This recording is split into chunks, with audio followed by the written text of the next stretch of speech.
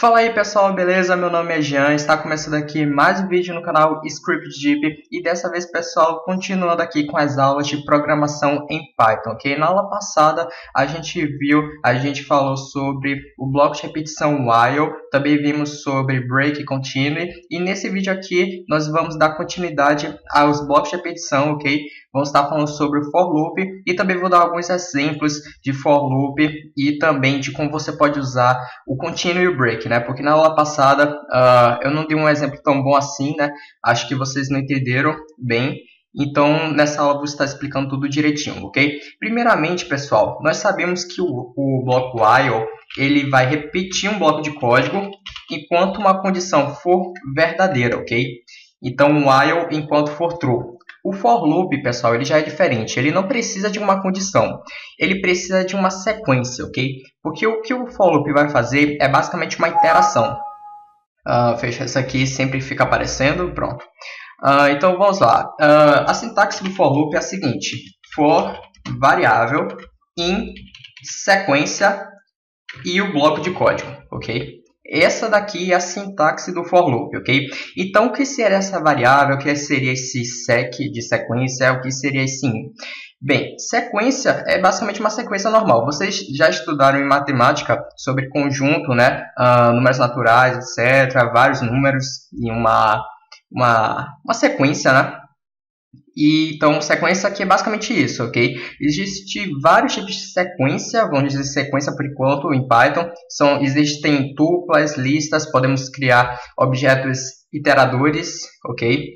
Então, tudo isso é sequência, ok? Por enquanto, vamos utilizar uma forma bem simples, ok? Mais pra frente eu vou estar falando sobre tudo isso que eu falei, mas por enquanto vamos só falar de um termo geral, sequência, ok? E essa variável pode ser uma variável qualquer, vocês podem dar o nome que vocês quiserem, ok? Geralmente a gente coloca um i aqui, ok? Então o que é essa sintaxe? Eu vou colocar aqui os números 1, 2, 3, 4, 5, beleza? E vou colocar aqui print i.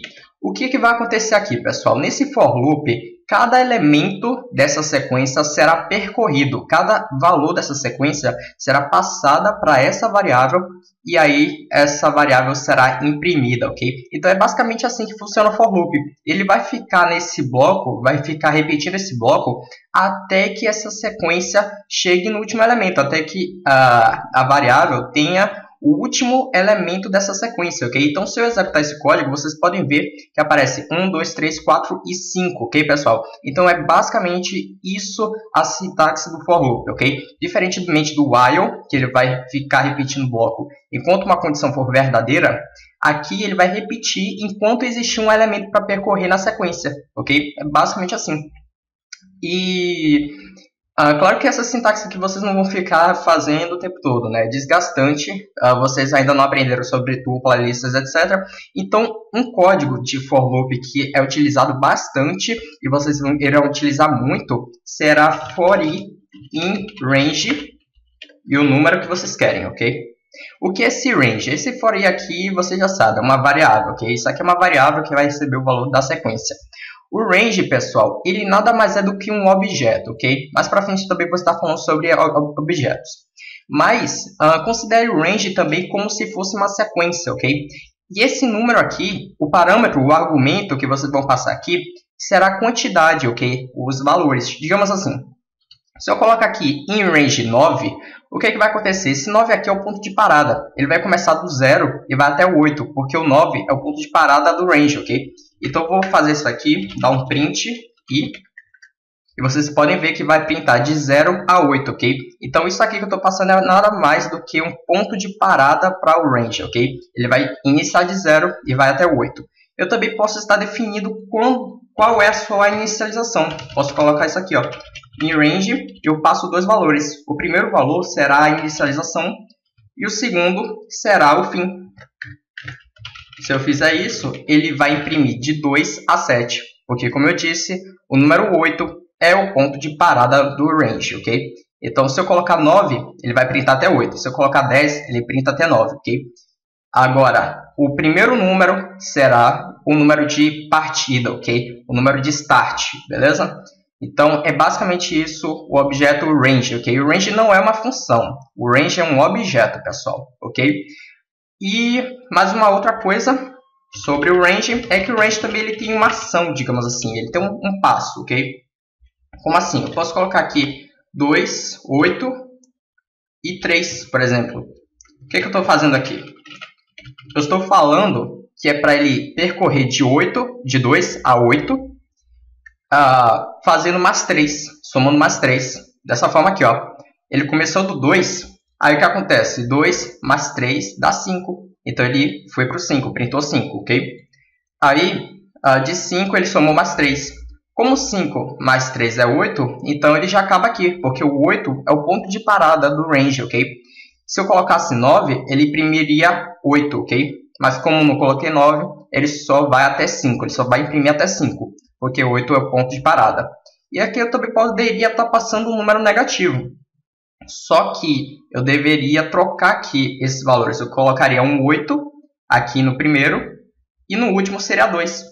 Aí o que aconteceria seria o inverso, seria ele printar 5 e 2, e não 2 e 5, seria a ordem decrescente, ok, pessoal? Então, é basicamente esses argumentos. Se vocês quiserem saber mais, vocês podem estar lendo a documentação, só dá um help range, ok? Vocês podem utilizar help para ver a documentação de tudo. É claro que vocês não vão entender aqui muita coisa, porque ainda não falei de objeto, não falei de métodos nem nada, mas tá aí a documentação se vocês quiserem saber mais sobre o range, ok? E também sobre outros objetos. E a última coisa, pessoal, é um exemplozinho bem básico. Bora fazer o seguinte, bora colocar aqui range até 10, e eu vou colocar o seguinte, print i, e eu vou botar um bloco aqui de código if e resto da divisão por 2 for diferente de 0, vai dar um continue, ok? Prontinho. O break a gente já viu, né? Break eu dei um exemplo bem simples, acho que vocês entenderam, mas acho que vocês não entenderam muito bem o continue. Então eu vou fazer aqui dessa forma aqui bem simples. O que eu estou fazendo? Eu vou separar os números pares, ok? Então vocês podem ver, ó, que apenas os números pares foram imprimidos. Por quê? Porque o resto da divisão por 2 de 0 é igual a 0, ok? Então ele imprimiu. Se fosse diferente de 0, ele iria continuar, ou seja, ele ia vir para cá, para cima, ok? Iniciar novamente, reiniciar novamente aqui o bloco, né? O bloco de repetição e continuar de novo, ok? Então, imprimiu 0, 2, 4, 6 e 8, ok? Então, tá aí uma explicação bem simples. E o último exemplo, pessoal, que eu quero fazer é de uma tabuada. For x in range 10, for y in range 10. O que eu vou fazer? Print x, vírgula, multiplicado, vírgula, y, vírgula, igual, vírgula, ok, vírgula, x multiplicado por y. Dá Enter e olha só, pessoal, ele vai criar uma tabuada para mim, ok? Então, o que está acontecendo aqui é basicamente que... Opa, vou dar uma parada aqui rapidinho. Restart shell, rapidinho, só para... né? Tá pesando aqui, tá bugando. Vixe, tá nem respondendo aí, pronto. Beleza, o que aconteceu aqui, pessoal? Eu fiz uma tabuada de 0 a 9, ok? Eu dei uma parada aqui porque ele começou a bugar, por causa aqui do programa de gravação. Mas o que aconteceu aqui? O x estava como sendo 0, o y estava como sendo 0, fez a modificação. Aí, como eu estava aqui dentro do bloco já, o mais interno, o y passou a ser 1, porque ele não pode sair aqui do bloco, né? E vir aqui novamente para o primeiro bloco de repetição. Então, isso passou a ser 1, depois y passou a ser 2, 3. Quando chegou no 9, saiu desse bloco de código aqui, foi para o bloco de código mais externo e o x passou até a variável 1, ok? Então, é basicamente isso que aconteceu. Ele ficou multiplicando. Então, tá aí, pessoal, um código bem simples de exemplo. Vocês poderiam fazer uma tabuada infinita, literalmente infinita, ok? Só utilizando o for loop.